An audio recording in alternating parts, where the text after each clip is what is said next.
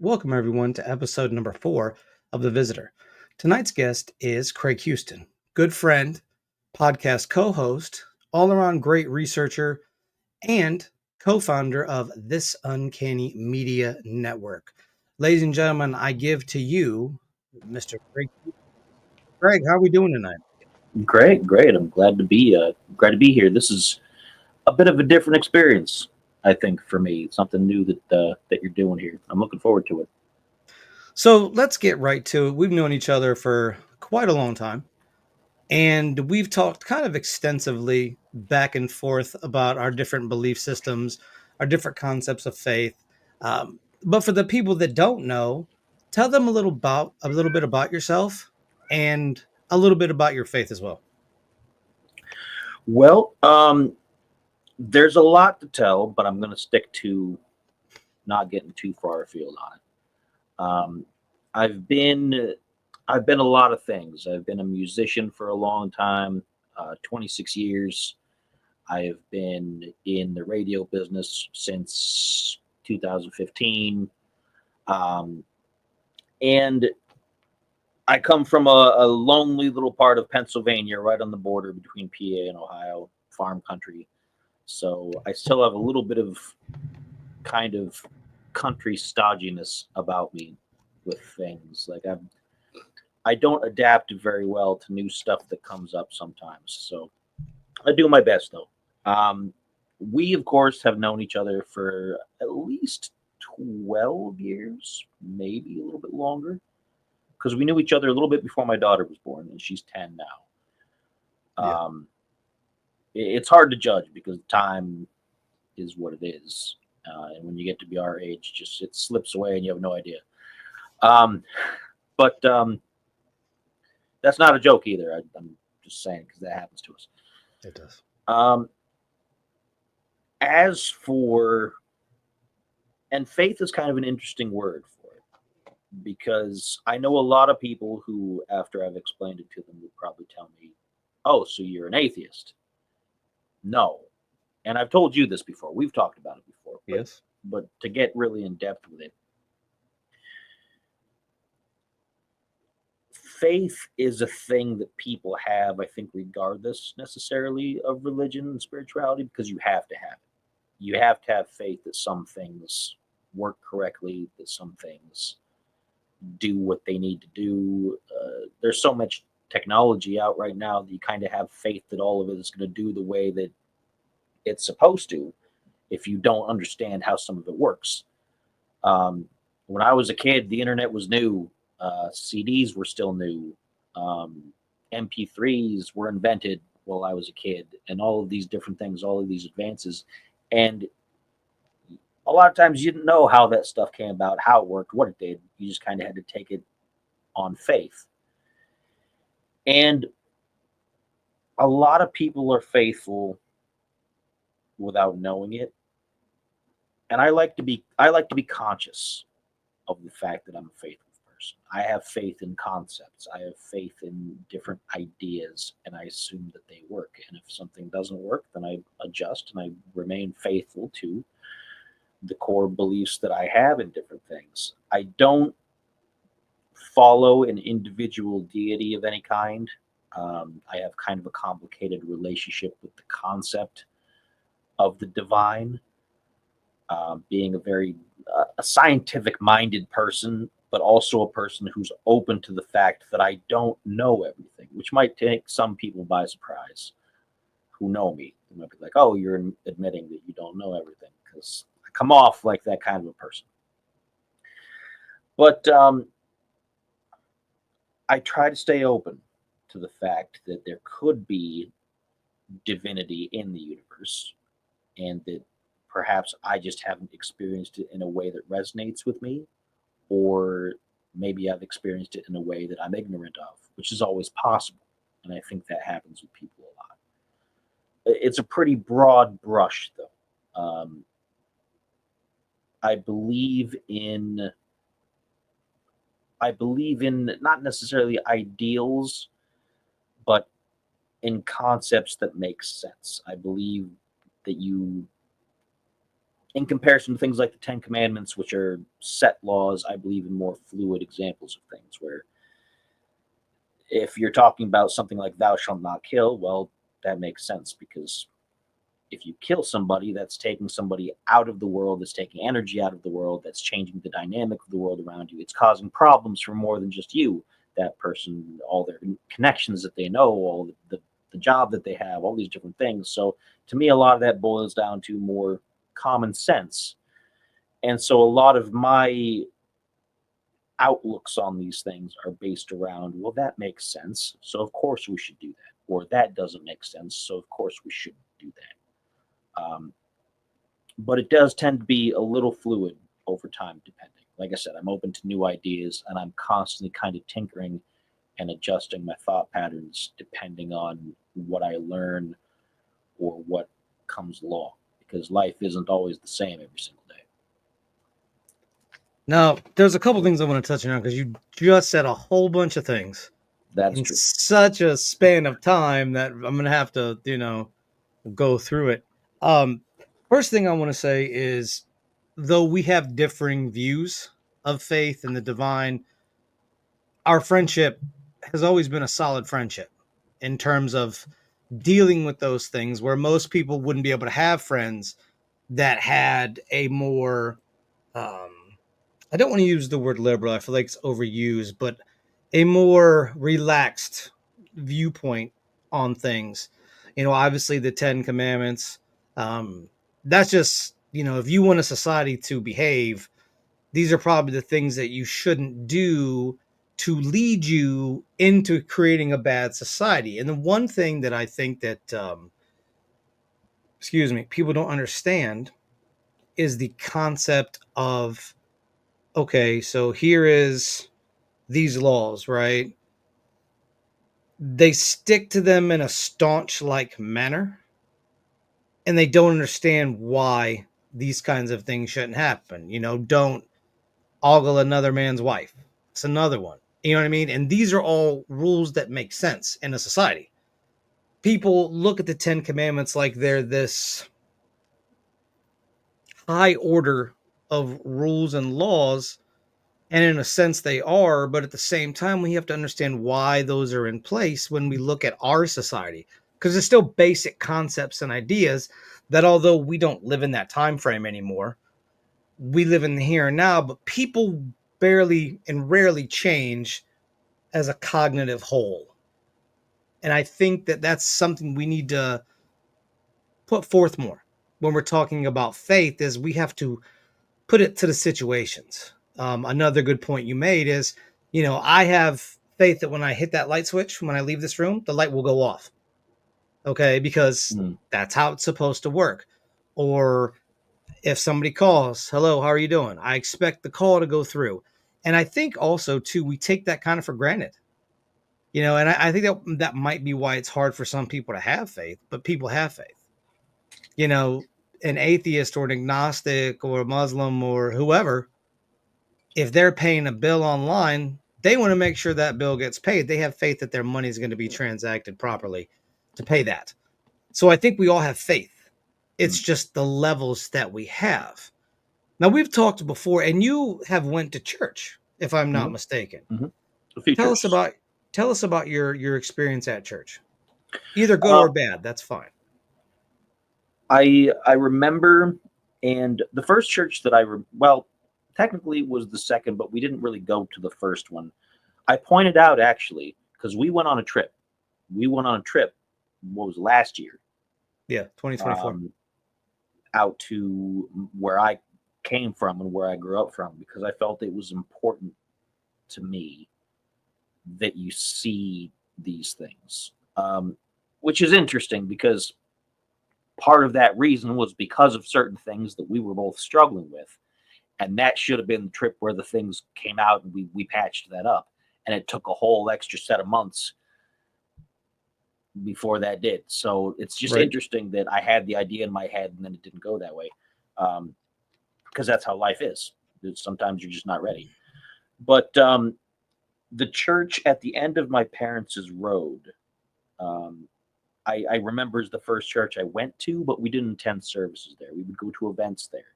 We would go maybe to Bible school or to, because my grandfather had been a pastor at that church at one point. And he's the grandfather whose gravestone that we visited during that trip. And so I had friends of church. I was raised,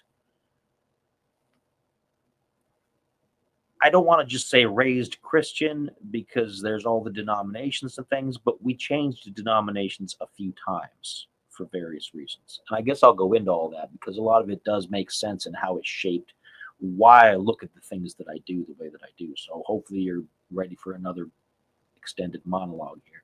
Please, please. We grew up with Bibles in my house, and we weren't Catholic. We weren't like we were various forms of Protestants. So we weren't super strict with things. We didn't have a lot of iconography around the house. Occasionally, we'd have like little wood crosses here on the walls, different places, just partially for decoration, which feels on one hand kind of like, why would you just decorate your house and call it decoration? But also because my mother and my father were both spiritual people, and so they wanted to have it around. Symbology was important to them. It was kind of lost on me as a child. I might have been a lost cause from the beginning. Who's to say, really?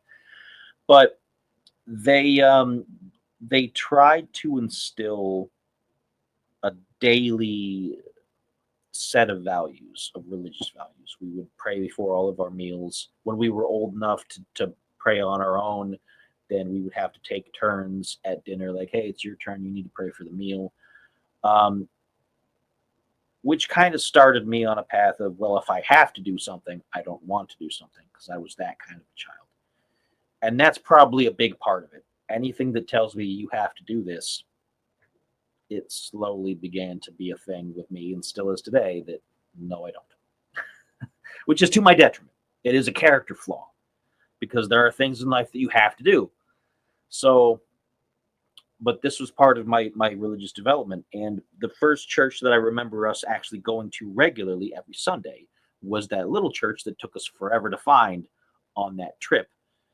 Um, and we went through three pastors at that church, I think, because pastors, they're human. They get old. They, and the first pastor there, he became an old man and he needed to retire. And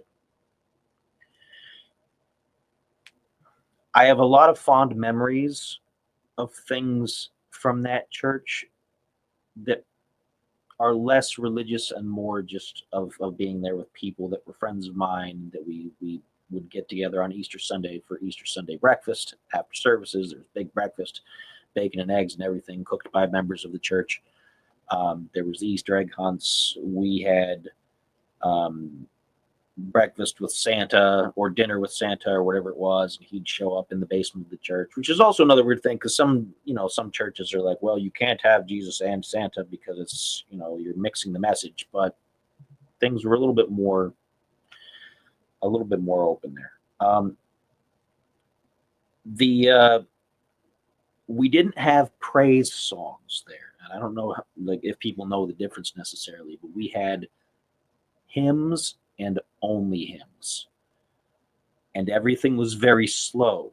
Everything was sung very slow, all in unison. Everybody had the books at the thing, which was another thing that because I didn't like doing things together with people on that level. I didn't like going to choir at school. I didn't like doing synchronized things. So I'm apparently not built for a traditional church style of that nature. That church was a Methodist church, a United Methodist church. Um, I did give it a lot of effort though as I was growing up. There was a point where we had a new pastor and I liked him. He was an older guy, but he said things in a way that made sense to me as opposed to the guy before him who was a nice man, but he'd been there with the older members of the congregation for so long, it's kind of lost on a younger person. So this guy came in, he was a little bit different with things. He wasn't crazy about it. He didn't change everything, but he talked to you differently. And so I made a lot of effort. I went to confirmation class, which is a thing that you do where you have to learn specific lessons from the Bible, not just passages, but you have to learn lessons about why people did things and why God chose different people to do different things and how you could emulate this behavior and become a better person and become closer to God. And we did communion fairly regular. I think it was the monthly. They did a monthly communion, but they used grape juice instead of wine because that's a thing that they do so that the kids can have it too. Um, and that turned into something from just, oh yeah, it's a little crouton and a glass of grape juice to, okay, I see the significance of this. This is the blood in the body, and I'm supposed to feel different things. And I struggled a lot because I didn't feel different. I didn't feel when people say that they talk to God or they talk to Jesus in quiet moments and things like that. I don't have that, and I've never had that. And I have tried. And I don't want to make it sound like I'm bitter or disappointed because I've gotten through that with myself as I got older. I struggled a lot as I got older with why I could not communicate in that fashion. But I think that's a more complicated thing between the way that people interact with different things. But I I prayed a lot in my own quiet time because I had trouble in school. I was an angry, angry, angry person growing up. Um, I became an angry adult. I still carry a little bit of that, but I've gotten over a lot of it, and I feel much better most days now. But I grew up most of my life being an angry person and hoping that a divine presence of some kind could help me through it, and being pretty disappointed when I couldn't pray it away, I guess. And maybe I thought that I was going to try to take a quick route out of it and just solve all my problems that way. Maybe that's where the issue became what it was. But um, so I got confirmed, I got baptized, a lot of things. I felt like I was allowing Jesus into my heart, like they say that you're supposed to do. You're supposed to give your life over to Jesus and things like that. But I struggled a lot. I struggled a lot with that. And it eventually came to a point where this pastor had to leave for whatever reason. He was getting old too. It happens. People get old. And a new guy came in, and he was much simpler than the other two. He was a bit on the shallow side in how he delivered his message and things of that nature. Um, and I was still trying. I was his liturgist, which for people who don't know what that is, that's you do certain passages at the opening and the closing, and I don't remember the exact things that I was supposed to do, but I had to go up and in front of the people and assist with different things of that nature, which I was proud of doing. I was like, oh, I got picked to be the liturgist, but I still felt kind of empty about it. And this guy just didn't give me that the fired up like, I should feel good about being involved with all this. And while he was in charge, there was an issue in the greater church. And I don't want people to be upset when I talk about this because these were ideas at the time that I had because I was young. I didn't understand things. I'm not, I don't want people to think that I'm a hateful person or that I'm looking down on different things. So this is kind of a touchy thing. This is going to be your controversial part of your series, I think. Um, there was a growing change in the church because up until that point, people of the LGBT community were not allowed to be in religious positions. They were not allowed to be pastors. They were not allowed to be, as part of the church structure. Which growing up as a kid and having the Bible taught to you and being told that that kind of thing is wrong, which I know now, I'm open. Everything's different now. I don't want anybody to think that I'm going to spout stuff like this is wrong, you shouldn't do it, because I don't do that anymore. Put the hands up. It's okay. Um, but being told for so long as you're growing up that certain things are wrong, and then being told by a representative of the great church that you have to start allowing these people inside no matter how you feel, which now, is probably the better, it's probably the better position now that I'm a grown person and I understand the dynamics of the world and I don't have hatred towards people of different outlooks and things of that nature. But as somebody growing up, having been told the complete opposite, and then having a representative of the greater church come in and tell you that that's wrong, it it spoiled the view that I had of the church. It spoiled the view that I had of those kind of things, and I got really disillusioned, because if they were changing the outlook on that, were they then wrong about other things? Was How could I continue to trust in the church if the church was not going to stand by what it used to tell me? Um, my family left that church over, I don't think it was that exact issue, but over basically the disregard that the people from the overall organization were towards the rest of the congregation, because a lot of them were older people. It was a very conservative area. We didn't understand. You could have been a little bit gentler with us and how you explained this and helped us through this so that we could be more accepting of people. Because at this point, I'm a lot more accepting. I've grown as a person since then, and I don't have any issues with people like that anymore. There's no reason to discriminate in that fashion. But at the time, how are we supposed to know?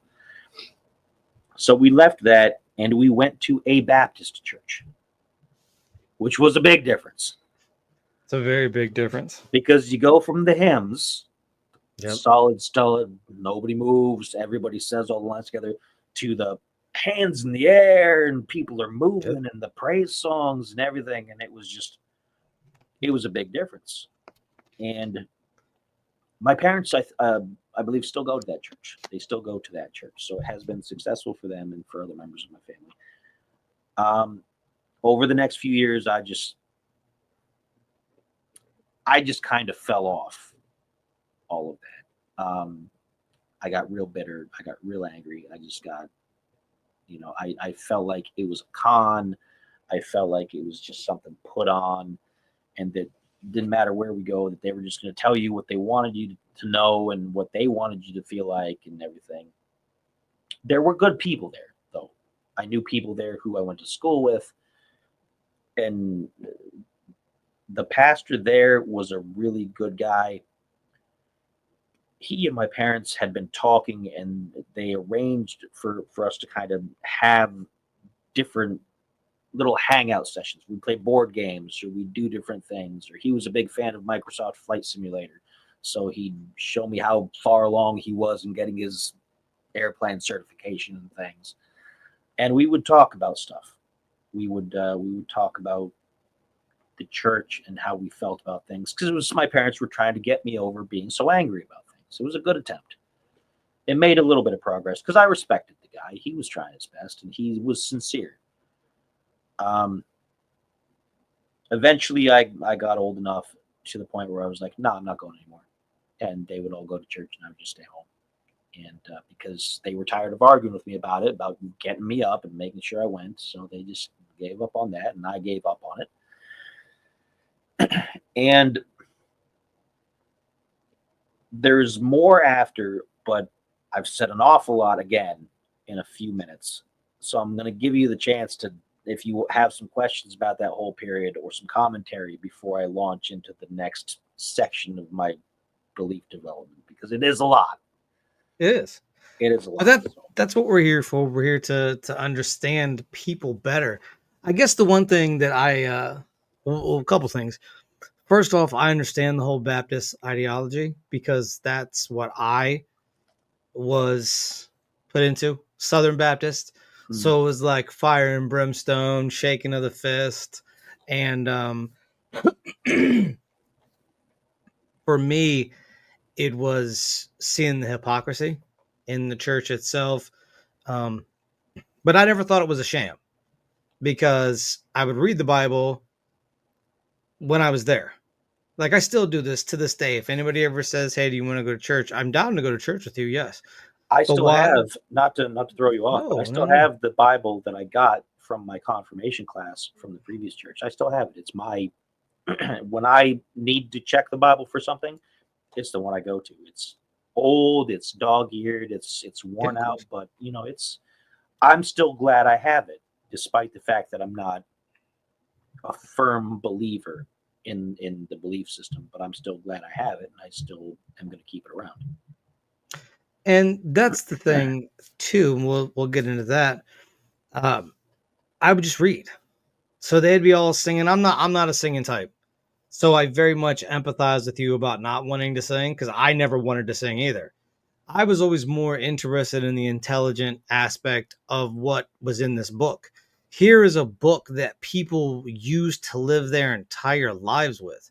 Millions and billions of people that live their life by a book. And I'm like, what is the secret knowledge inside of this book that people are willing to go to war over it? And we could talk about, some of the crusades and that.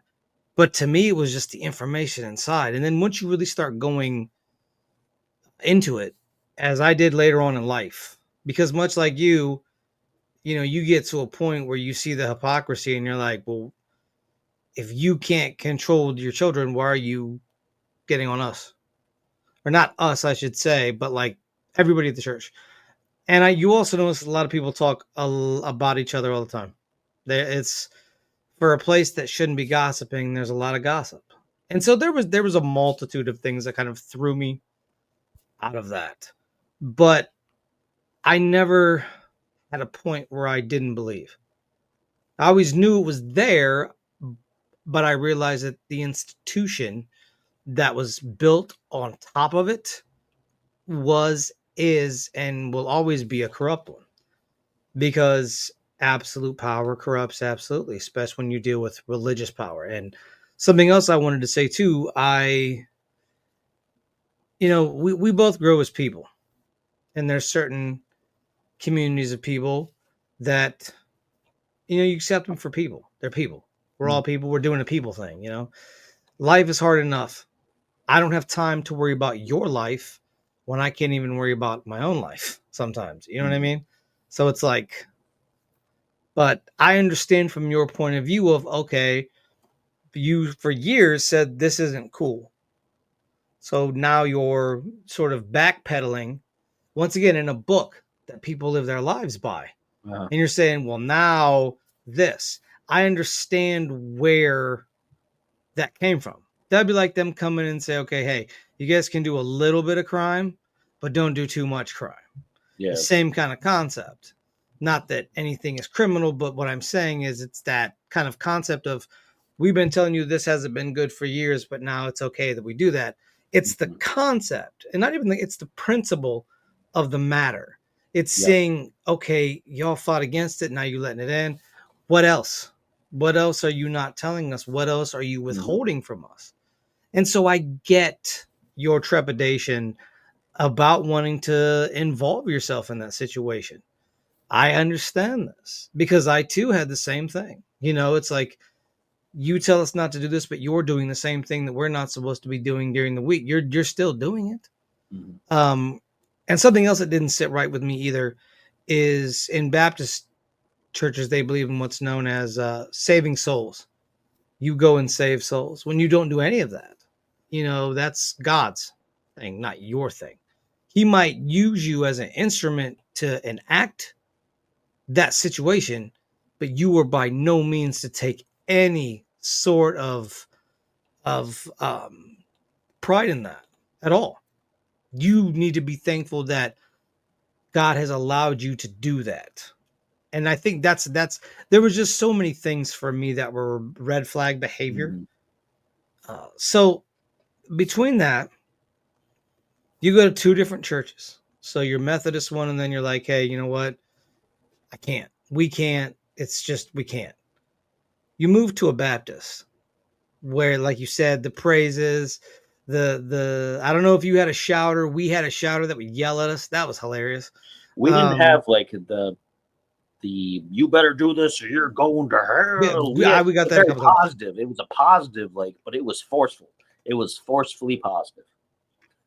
And I think you have to have a good mixture of both in those situations. Um, how was it to you? Was it a culture shock going from Methodist to Baptist? Because those are two Hmm. separate entities of belief. Like it takes a little bit to get to the middle of that. Yeah. It was, you know, despite the fact that internally my spiritual battle was all over the place, and going to another church wasn't going to convince me of certain things. The church itself and the environment was almost like a breath of fresh air because the people did seem more open to things being a bit different. I'm not saying that they were a younger crowd because there were still a lot of older folks there, but it seemed like people were more into it. It was less like we go to church every Sunday because we go to church every Sunday. That's what we're supposed to do, and more like we go to church every Sunday because we love going to church every Sunday. It was it was a big difference. Now, of course, later I found out some of those people who were the staunchest, like we love going to church, were some of the people with some of the bad room secrets Yeah, of course. because things come out. But that's not important. That's not. I'm not here to talk about people are people, and they have character flaws. I Yes, have character flaws. You got character flaws. We've all got problems. of I'm course. not going to stand here and say that I'm better than any of those people there. I haven't done some of the things that they've done, but they haven't done some of the things that I've done. Right. And that's how it is. Sure, of course. So, but it was a breath of fresh air, and even when I stopped going regularly, my dad did try to help keep me involved with things. Like if I went out there to visit, because after I'd moved out, I guess this is where I segue into the spiritual awakening section. I guess after I'd moved out, I was still struggling. I had a lot of issues, which is interesting because before I moved out, I'd been trying to move out because part of the reason for moving out was the old typical, if you're going to live under our roof, you have to live by our rules. We say you got to go to church and things like that nature. And I said, well, I guess I'll just leave then. So, because me being an obstinate person, that's never changed really. Um, Before I moved out, I needed, in order to start working and in order to start driving and to do all these things, I needed a new copy of my birth certificate because we'd had a house fire way back when I was young and we'd lost all those documents. So I had to go to Athens, Ohio, because that's where I was born. Um, my dad was going to medical school down there at the time. It was a college town, and so I had to go there to the hospital I was born at to get my birth certificate. So the idea was that my grandfather would take me down to Kentucky where he lived, him and my grandma. My grandma was on some kind of a trip at the time. But my grandfather said, "Hey, you know what? You can come down and you can stay with me for a couple weeks and you can help me do some of the work I do down there. And then we'll swing back up through that part of Ohio on the way back. We'll pick up the birth certificate and you'll be good to go." Because my family was trying for me. I can't fault my family at all. They did their best with me despite my many failings, which is not a downing on me. I don't want people to start thinking like, "Oh, he's a really depressed guy." No, I was a problematic kid. I had issues. I had things going on, and I didn't make it easy for people. I'm not excusing myself or my behavior. That's just the facts. That's how it was. And so everybody tried hard to get me over these times of me being problematic, which is why I still care about my family, even whether I see them all that often or not. But so I went down, and my grandfather was deeply religious. He had been a pastor. His entire life was based around seeing work of every kind as a chance to be ministry work. And that doesn't mean that he would go and he would try to talk to people about, the church and religion, every single conversation he had, he felt that to be a good servant was the best thing you could be in life for his God. And everything he did was around it. He helped people constantly. He The day of his funeral at that church at the end of my parents' road, it was hours to get people all in there, and people were still outside. People had to watch on TVs outside because it was so many people that he met or that he helped or that somewhere he made an impact on. I got to be careful because it's getting to me now talking about my grandfather. I got his picture right there on the wall, working with a hammer in his hand and the tool belt on, like building something, because you never caught him doing anything but working. The only time I saw him not working was when I spent those 2 weeks with him, and it was after we were done for the day, and we'd be having dinner, and he'd sit and he'd read the paper, he'd do something. But we built, not just the two of us. There was a team of people, but I kind of helped. I was never very good with tools, but we built a building called the Joy Center, which was a activity meeting place building, conference hall for one of the local churches down there. And I felt good about it. I felt really good about going down there and helping. I wasn't sure that I felt any closer to in spirituality than before, but I felt a little bit better. Um, and then when I got back, I got started. I moved out. I started working. Um, Made all kinds of mistakes. Um, got into painkillers, which is a common story. Up by now, I've told that story plenty of times, so it's not generally part of the spiritual journey. It's just something that I went through, and generally made a whole mess of my life for a while. But after that, and it started on that trip to Kentucky, although I didn't realize it at the time, because he had books on what at the time was labeled as cults by the church, and it was books about um, it was books about Mormons. It was books about Jehovah's Witnesses, because of course all the different denominations, they don't really like each other, which was another reason I fell out, because it's supposed to be love your neighbor and nobody likes anybody. So, but and it had Islam and it had all these different things, and they all called them cults in these books. And I was like, that's interesting, because there's interesting things about all these. Now, some of them I can see, like Mormons, the golden glasses, and that kind of stuff. Okay, and I don't want anybody to feel upset. If you're a Mormon out there, you continue to believe everything you want to believe. That's great for you. If it's fulfilling for you, who am I to say? I've got nothing to say. I'm just some guy on the internet. You don't have to listen to me at all. Same thing with Jehovah's Witnesses, all that kind of stuff. But it got my mind thinking about paths I hadn't walked before, about things I hadn't thought of before in any sort of meaningful way. Um, so while I didn't think about that for quite a couple of years after that, after I moved out, when I got to the point where I realized I had a problem with the painkillers and I had to fix things about myself, and that nobody was going to come in and just pluck me from it magically, or no amount of real prayer hadn't been working, because I'd still been trying at the time, but I don't think I was entirely sincere. I think I was just using it as a last ditch attempt to beg for help, because I couldn't ask the people around me for help for whatever reason. I made a concerted effort to clean myself up off of that kind of stuff, and to start studying and to start learning and to start understanding. And that got me onto things that are not particularly religious, but are kind of borderline. I got into my study of ancient civilizations. I got into ancient Sumeria, the Sumerians, and how the earliest forms of religion from their perspective.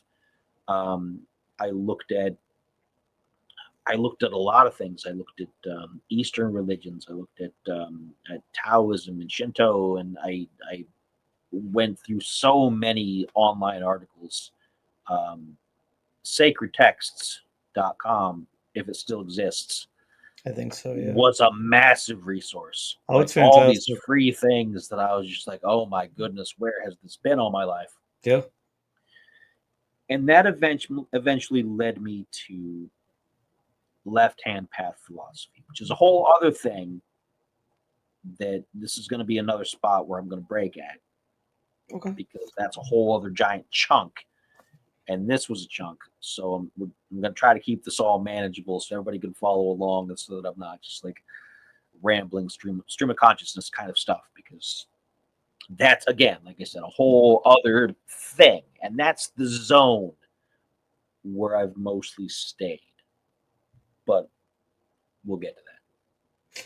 So once again, to get back into things here, the idea of I think we have things wrong when it comes to prayer, when it comes to certain concepts and belief systems.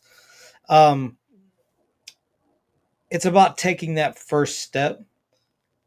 You know, the prayer worked because you took the first step, right? You said, we like to say we did it ourselves, we did it on our own, but sometimes there is a divine hand that sort of says, okay, here you go, plucking you up.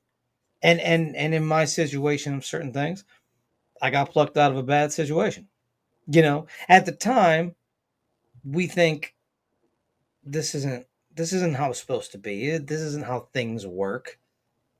But then when you're on the other side of it, you're like, oh, okay. I see why I was plucked here or made to go through this because this sets me apart in other ways from other people so that I can help people that feel like me, that feel maybe a little disenfranchised with religious beliefs, kind of tread. And a lot of times they don't have that person.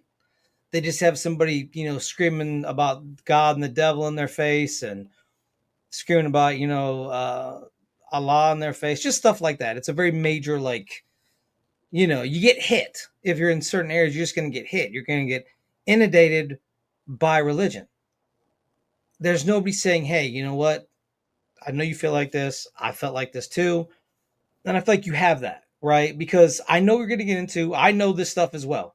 Mhm. Like this stuff I know very well. If you are one side, you should always know the other. And the one thing my buddy Lawrence told me is Great person, that, by the way. oh yeah, Great person. fantastic. He used the first episode because I felt like he should Mhm. be the first episode.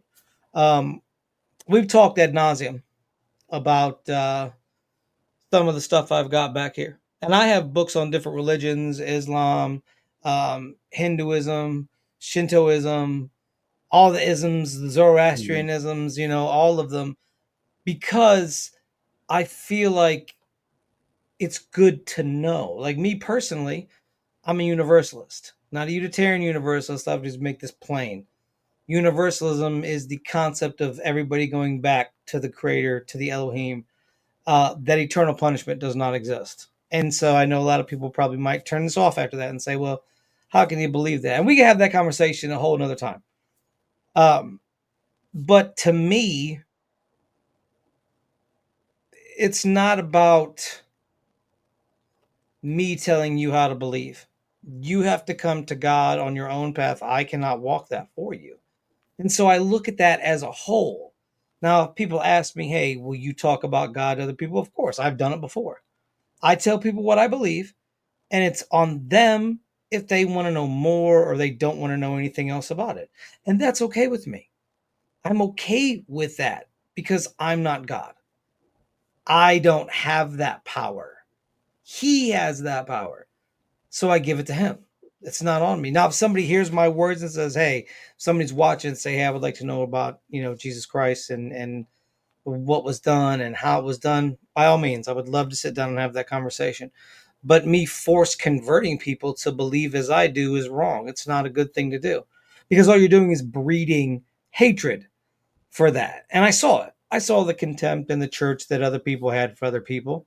They might be nice one minute, but they'll be like, Bill, he's a real, and you're like, didn't they tell you shouldn't be doing this? Go to Bill if you got a problem about it. So I have to commend you for still sticking with it, and your family for still sticking with you as a person who Mhm. has Mhm. had his fair share of problematic childhood, as I have. My folks also stuck with me. Now, the next part you're going to get into is very interesting, Mhm. because a lot of people would label it wicked in a way. And there's legitimate evidence to lend that some credence. I'm not going to excuse some of the darker parts of it. I am going to try to explain to the best way that I can why I'm feel like I'm more involved with it, but I will understand if people are kind of like, nope, don't like that, don't like one bit, And because and I get that's it. the thing. That's the thing. What we're going to be talking about too is very much, and when I started doing this, the concept for it is I wanted to get everybody. I don't care what you believe. I want to know why you believe it. What has brought you to that quintessential point in your life where you're like, this is the belief system that I am engaging in, as opposed to this is just something I have to believe because if I don't, people will look at me funny. But what you believe, people would look at you funny regardless. Maybe not so much in this day and age, but 80s probably would have been Mm. a little bit of a rougher time because a lot of what you're going to talk about has been associated to folks like Aleister Crowley Mhm. and Anton LaVey. So I want the people to know this way. If you don't want to hear what you got to say, that's fine. I'm just giving you that in so people know where this is coming from. Yep. So tell us a little bit about. Well, really, just tell us what led you to that path. But first, tell us what that path is. Um, Now, this is something that this philosophy came up with. People who are religious people, who are Christian or who are Jewish or Muslim or whatever, they don't use terms left hand path, right hand path. That is a construct of the people who decided to create what they call the left hand path. And they called it the left hand path because traditionally, way back through medieval Europe and all those other things, the left hand was the hand of evil. If you were left handed, you were more likely to be influenced by the devil. Um, it's an interesting idea that's rooted in superstition, but it's something that kept going forward. And I'm left handed, which is kind of a coincidence. But um, but left hand path philosophy differs from right hand because seated at the right hand of God is where right hand path is supposed to come back from. Because if you're the most holy, devout follower of God, you're at the right hand of God. So it makes sense from a practical standpoint. Um, if you are on the right hand path, then you seek union with the divine. You want to become a part of God. You don't, you're not, you're part of a group. You're not for yourself. You are part of another divine essence, and it's your role to to I want to say serve, but at the same token, not necessarily serve, but follow and believe in, not necessarily in a master slave situation, but just obviously this being is the most powerful being in the universe. They want you to be with them. It's your duty to be with them. That's right hand path philosophy. The basis of prayer is all about asking for someone else. And I don't mean to say abdicating responsibility, although a lot of people do that, but I mean to be you're asking a higher power to assist you with something.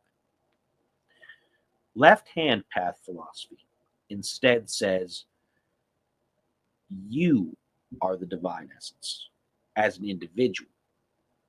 You aren't part of another divine essence.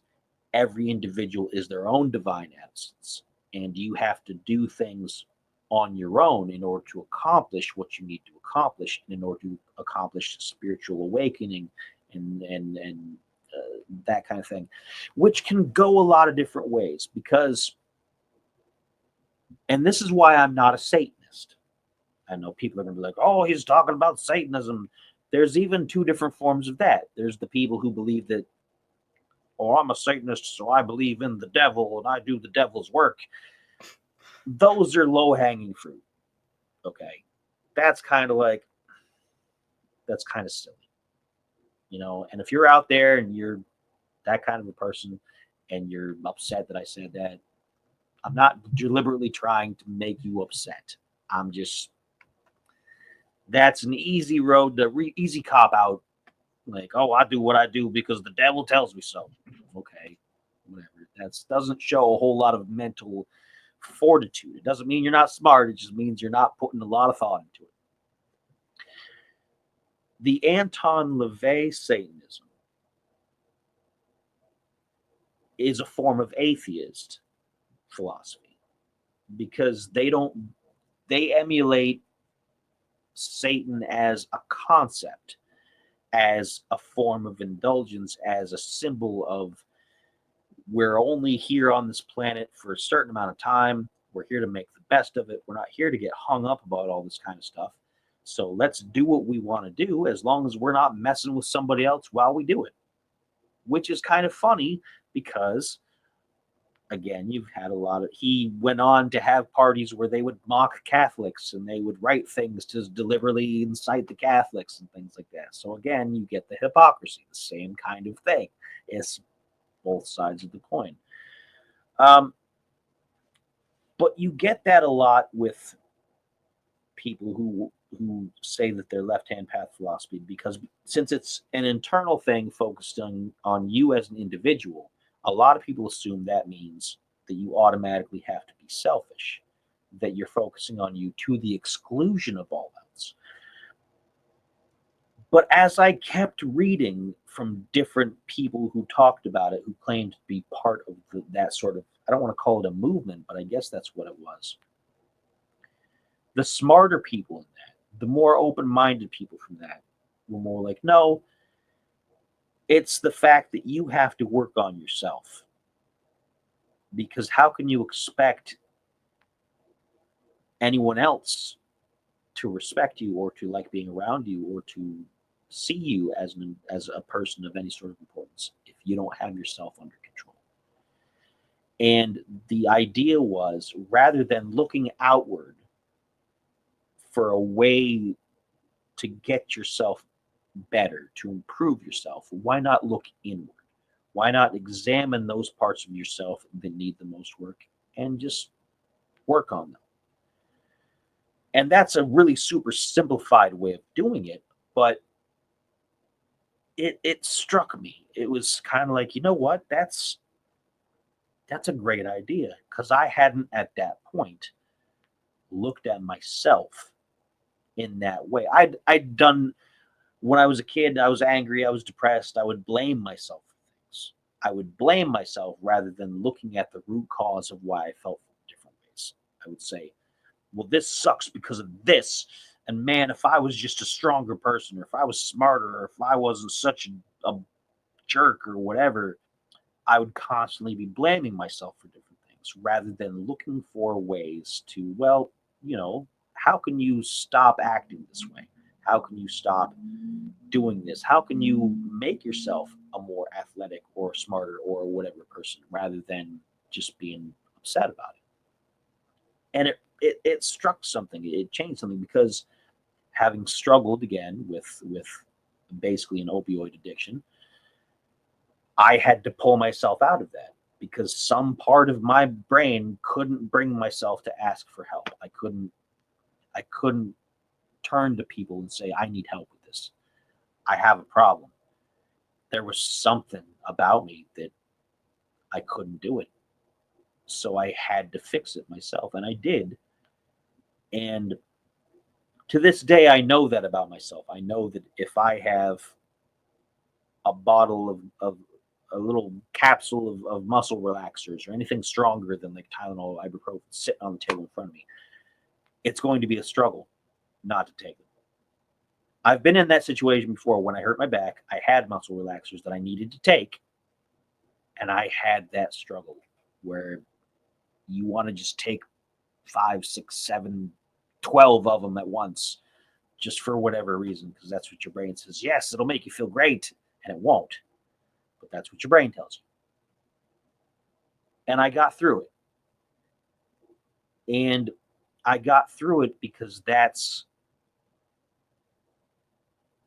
the the ideas that I took from this about working inward and controlling the issues that you have and confronting them and admitting that you have the flaws can help you fight back against the flaws. Whereas going outwards and asking the cosmos or asking a divine being didn't seem to be working for me.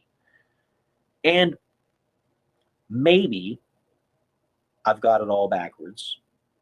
And all of this is a way of something out there speaking to me and telling me, this is what you need to do. And I'm just ignoring it. That's always possible too. Like I said, I'm keeping it open, but I'm trying to stay committed to things that keep me sane and to keep me to stick with what works rather than try to drive myself crazy with things that I don't know. And I got interested in a lot of these different philosophies that advocated for self improvement in that fashion. Most of them are still kind of the same thing. My favorite is the Temple of Set, which they they're borderline for me because they take the idea that again that's almost an atheist idea where there is no actual devil or god or whatever, but they still put a face to it. They call it a force of nature. They call Set, the Egyptian god of the deserts, he's a force of nature. He's a form of Satanism, and he advocates for self-expression and for different things.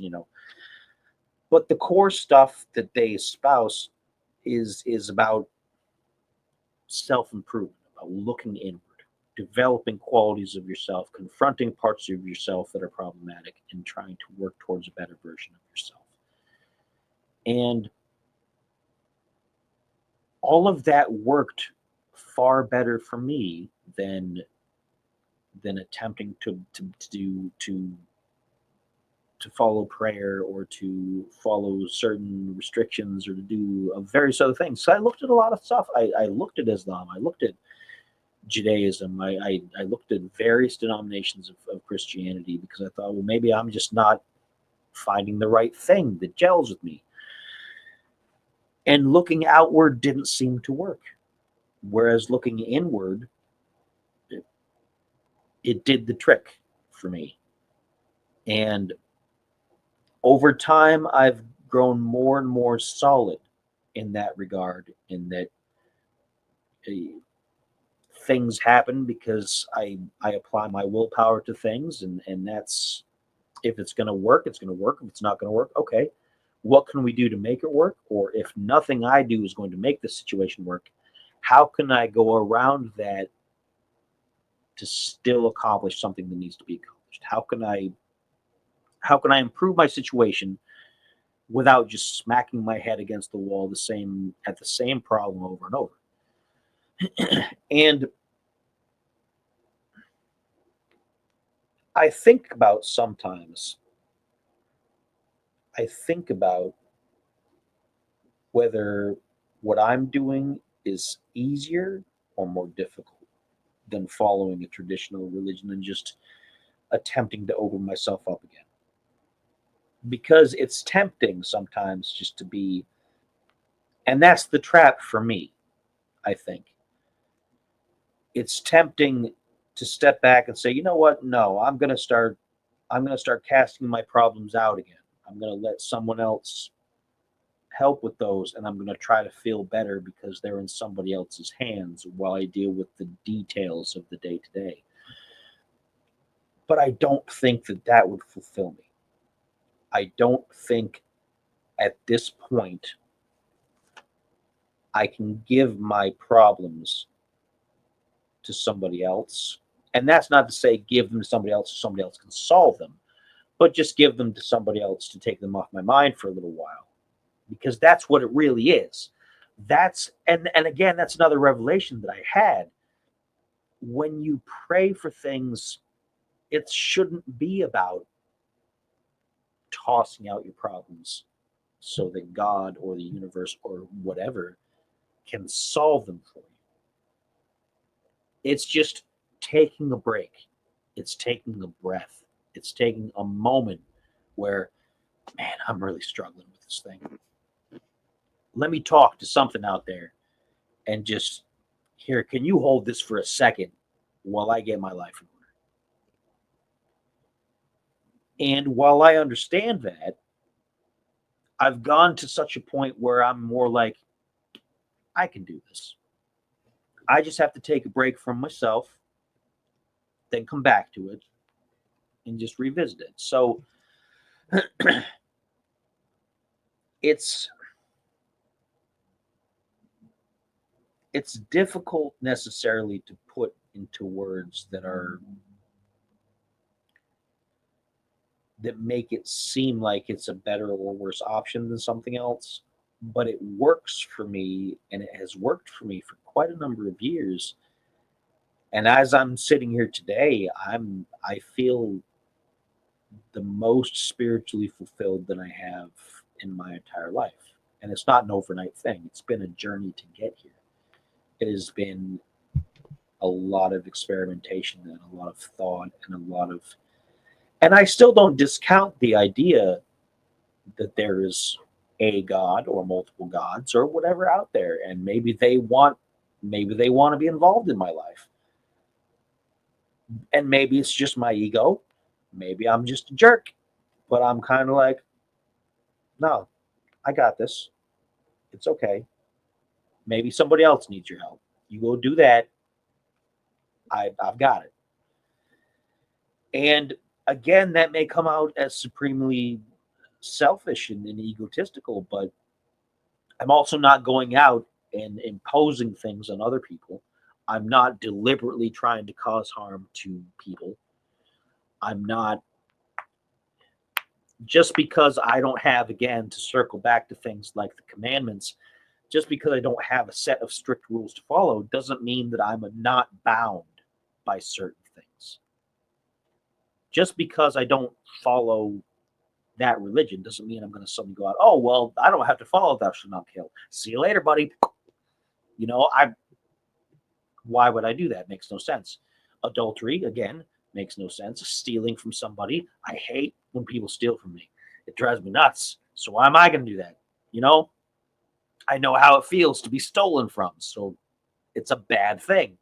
Again, it's part common sense and part, because that's the thing people have problem about with atheists is that, well, if you aren't religious, then what's keeping you from going on murderous rampages? Yourself. You have to make yourself a good person. You can't just, well, I'm an atheist. I can do whatever I want. Ha, ha, ha, ha, ha.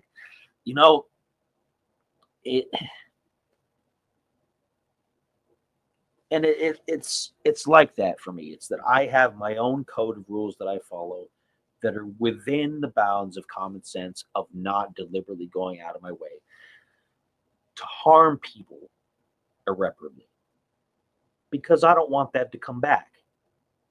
Because somebody else could just be like, oh, yeah, well, okay, you're next. Boom. And that's it. So, and I don't know if that whole everything made a lot of sense, but it makes perfect sense to me. And I feel really good about it. And now my throat is really dry and I need Well, to have a drink. we're getting ready to wrap it up here. It's been very fantastic. What I do want to say though is it's not so much that I give my problems to God for respite. I give them to him because maybe he has a solution that I don't understand and I need to understand the solution. So point me in the direction of how I can solve this issue, both in my soul and in my brain, because I am a big person of we come from God. So why wouldn't I want to go to the being that created me? Because he's got the answers. I don't got all the answers. So I'm asking for that intercession of like, listen, God, I can only do things my way. And as you've seen in the past, my way hasn't always worked. And a lot of time doesn't work. I need you to point me in the direction that I need to be going for self, for the people around me, for my family. Point me in that direction so that I can walk it because that's my thing. It's like, here's this being, right? And why wouldn't I ask for help? He created me. So he's going to know me better than I know me. He's going to know the route I should go. He's going to know the moves I should make. And it's weird. I was at work about 3, 4 days ago, and people could probably say, whatever. It was manifesting. I'm not a big fan of that. I believe that God gives it, but that's neither here nor there, and I'm splitting hairs. I said I'm going to do another presentation. Lord, if it's in your will, let me do another. Send me another presentation. Well, lo and behold, about half hour later, um, I got a text asking if I would like to do a presentation in Pennsylvania. And like the last we went to, I said, God, if it's in your will, let's go. And I said this, and I said, if you want me to go, make a way and I'll go. And I came to you and we worked it out. So to me, that is God saying, listen, you made the attempt, you made the effort. I'm going to help you now because you've made that effort. Not just me sitting on the couch saying, hey, wish I had $10. I don't have $10, right? Because I didn't make the effort to do anything to earn that. So I think that is also something that comes with prayer is making the attempt on your own and understanding, okay, I'm failing at this. God, I'm going to make the attempt, but I need help. I need help making this attempt. For me, that's my core belief system. Not to put it off on God, but to say, God, I come from you. You've made me. You know my wills. You know the things I in my heart. Help me understand the situation. Help me understand why A happened because I feel like B. You know what I mean? And that's the thing. That's always part for me. But I think, much like you just said, it's worked for you. And now this has worked for me. It's the listening. Um, but that's really it. I want to thank my awesome, awesome guest, Craig Houston, for joining us today, aka Spider. Craig, where can people find you if they are looking for you? And don't put your address out there. You don't want people to come to your house. No, I don't want people to come to my house. Don't I'm come to his super house. private. Stay away from my house. Stay away from his Get off house. my lawn, you kids. Um, I was gonna say one other thing, but then I think I'll wait. I'll wait till next time. Okay. Right now, the biggest locus of everything in the Uncanny universe is uncannymedia.net. You can watch episodes of This Uncanny Earth. You can watch game streams. You can listen to music. You can listen to podcasts. When this is all complete and ready to go, guess where it's going to be hosted? Oh, it's going to go to uncannymedia.net along with the intern's oddities from around the world, even though he's not the intern anymore. But all of those things are there, and you can also get some awesome merchandise from us at theuncannyshop.com. If you want a fresh new This Uncanny Earth t-shirt, tank top, or sweatshirt, we got them. And I do nightly Twitch streams, just like that guy over there does. He does daily. I do nightly. You've got your whole schedule planned out. Why would you do You anything do. else? You do. Just sit and grab some snacks and just watch us do dumb things all the time. Um, and that's mostly it at the moment. I've got a pretty full plate of things. If you want to know why it's Uncanny Media, that episode of the podcast dropped as of this recording this morning, but I'm sure this recording is going to be broadcast later. A little bit later, yeah. So, Yes, sir. but you can find that out. It's part of the podcast. It's episode number 23, and you can find out why I'm being sued again. So, uh, you know, we talk about faith and its importance. What would you say in closing about faith as a whole? I think it is very important to have faith in something, and that's not to say that it should be something frivolous like, well, I have faith in my cat over here, which he's not frivolous. Obviously, he's going to be upset that I said that. But we all need something in our lives that are not necessarily greater than ourselves, but that are outside of ourselves, that give us some kind of feeling that it's important to keep going every day. Because if you can, I've always said this about atheism. Atheism feels kind of hopeless to me because there's nothing. There's absolutely nothing there. What reason do you have to get up? You know you're going to die someday. Who cares? Just lay there. What does it matter? You know? And people are like, oh, well, there's a lot of other reasons to be atheist. Well, yeah, but you have to find fulfillment, right? So you have to find something in your life to be faithful about. You have the faith is there, whether you believe it or not. It doesn't have to be attached to religious things.